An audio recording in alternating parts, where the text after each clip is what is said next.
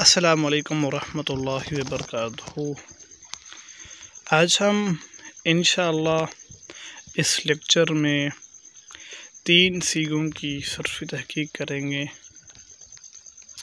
آپ یہ ہمارا مکمل لیکچر سنیں، انشاءاللہ آپ کے علم میں ضرور اضافہ ہوگا۔ یہ ہمارے 3 سیگے ہیں: معرب، مبنی اور معنی۔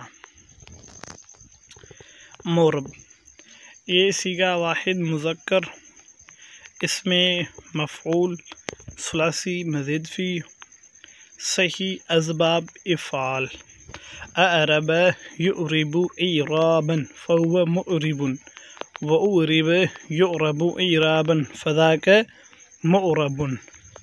معرب اسے کہتے ہیں جو اعراب کو قبول کرے، اور یہ مبنی کے برخلاف ہے۔ دوسرا سیگا ہے مبنی۔ مبنی سیگا واحد مذکر، اس میں مفعول، ثلاثی مجرد، ناقص یائی، اسباب ضرب یضرب۔ مبنی دراصل مبنی یہ اصل میں تھا مبنویون۔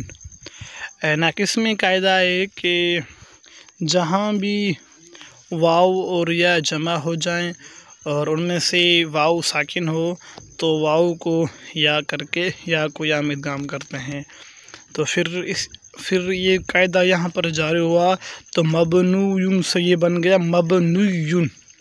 پھر اور قاعدہ ہے ناقص کا کہ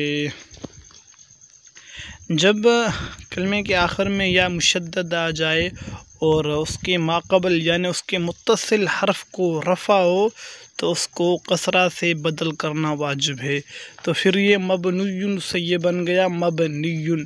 پھر کثیر استعمال کی وجہ سے یہ مبنی استعمال ہونے لگا۔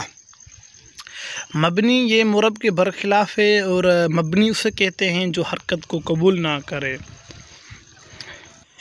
تیسرا سیگا ہے معنی۔ اس کے اوپر علماء اکرام کے بہت زیادہ اقوال ہیں۔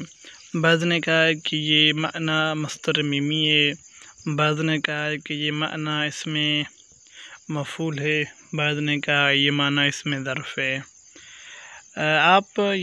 میں نے اس کے اوپر مکمل ویڈیو بنائی ہے، آپ وہاں دیکھ سکتے ہیں کہ یہ معنی اصل میں کیا تھا، پھر یہ معنی کس طرح بنا۔ میں نے اس میں مکمل اس کی تعلیل بیان کر دی ہے۔